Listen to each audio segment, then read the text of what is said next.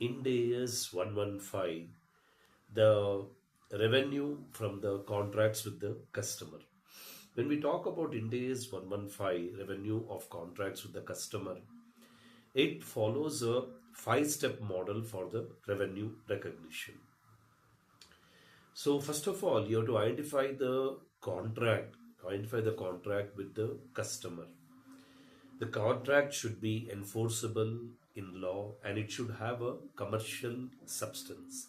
It must have a commercial substance and it should be enforceable in the law. The contract should be written, it should be implied, or it can be oral. It could be an oral contract, it could be a written contract, it could be an implied contract, but and also it can be as per the some business practices as well.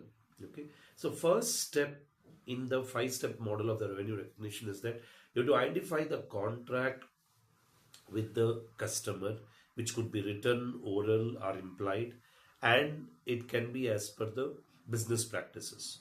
The second one, you have to identify the performance obligation in the contract. What are the performance obligation in the contract? The performance obligation could be, like, say, to supply the promised goods or services. So, what is the promised goods and services which is to be supplied? And it could be implicit, explicit, it could be distinct in nature.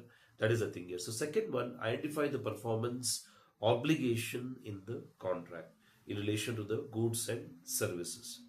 The third one, you have to determine the transaction price. What is the amount of consideration?